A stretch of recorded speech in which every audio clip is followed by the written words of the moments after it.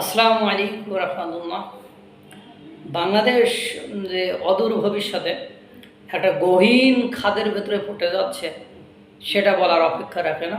আজকের দিনের বেশ কয়েকটি ঘটনার কথা বললে আপনারা বুঝতে পারবেন যে বাংলাদেশ আসলে কোন খাদের কিনারায় আছে এবং কোন গহীন অতল গহ্বরে তলিয়ে যাওয়ার উপক্রম হয়েছে। ভারত বাংলাদেশের রেল প্রকল্পের যে অর্থায়ন সব রেল প্রকল্প স্থগিত করেছে।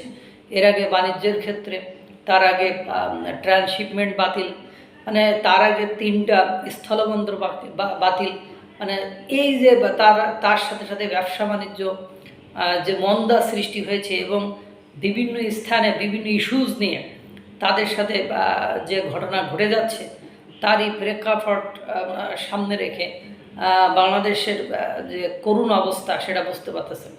এটা গেল। এর পাশাপাশি আজকে আবার বাংলাদেশ চোখে চোখ রেখে কথা বলার সাহস দেখে বাংলাদেশের অংশে একটা বাঁধ নির্মাণ করেছে, সেখানে বিএসএফ ছুটে এসেছে, তারা বাধা দেওয়ার চেষ্টা করছে। এটা একটা গেল।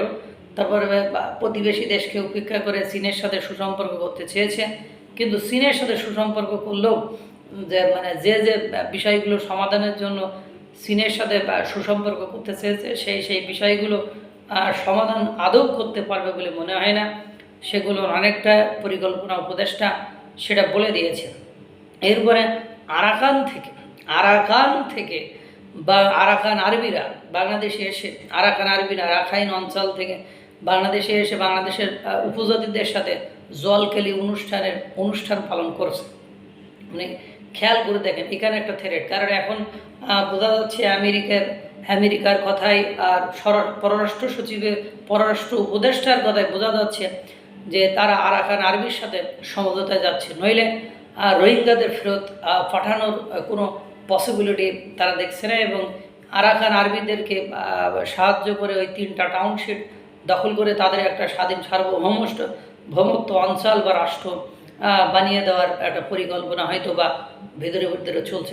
এটা দিলেই চীন, রাশিয়া এবং ভারতের চক্ষুশূল হয়ে যাবে বাংলাদেশ। পাশাপাশি আপনি দেখেন 5 জন শিক্ষার্থীকে অপহরণ করা হয়েছে, সেটা তাদেরকে আজও উদ্ধার করা যায়নি, যদিও অভিযান চালিয়ে এডিপি নাকি ওদের একটা গোপন আস্তানায় অভিযান চালিয়ে তাদেরকে কয়েকজনকে গ্রেপ্তার করা হয়েছে। পাশাপাশি প্রাইম বিশ্ববিদ্যালয়ের হত্যাকাণ্ড সেটা দেখছেন। পাশাপাশি সুনামগঞ্জে আপনি মেডিকেল কলেজের শিক্ষার্থীর সাথে সেনাবাহিনীর যে পাল্টা বক্তব্য। এরপরে আপনারা দেখেছেন শেরেবাংলা কৃষি বিশ্ববিদ্যালয়ের ডিপ্লোমা, ওদের সাথে পুলিশের আজকে সংঘর্ষ হয়েছে। তারপরে আপনারা দেখছেন বনানীতে রিক্সা চালকদের সাথে স্থানীয়দের ঝামেলা হয়েছে। পাশাপাশি পাবনায় আপনার বৈষম্য বিরোধী ছাত্র আন্দোলনের নেতাদেরকে ছাত্র দলের পোলাপানে পিটিয়েছে। এই যে ঘটনাগুলো একের পর এক ঘটছে এবং বাংলাদেশের জন্য সুদিন আমি একদিনও দেখলাম না। তারপরে দ্রব্যমূল্য বাজারে তো আগুন, সেখানের প্রশ্ন, সেই প্রসঙ্গ নিয়ে তো একাধিক দিন কথা বলেছি। এই হলো অবস্থা। সব কিছু মিলায়ে বাংলাদেশের সাথে ভারতের অবস্থা খুবই শোচনীয় অবস্থায় বা পর্যায়ে যে পৌঁছাইছে সেটা দেখা যাচ্ছে বা সেটা বোঝা যাচ্ছে। আর এই শোচনীয় অবস্থা থেকে বাংলাদেশের অগ্রগতির কথা চিন্তা করা নিতান্তই বোকামি ছাড়া আর কিছুই নাই। আল্লাহ তাআলা সকলকে ভালো রাখুক, সুস্থ রাখুক।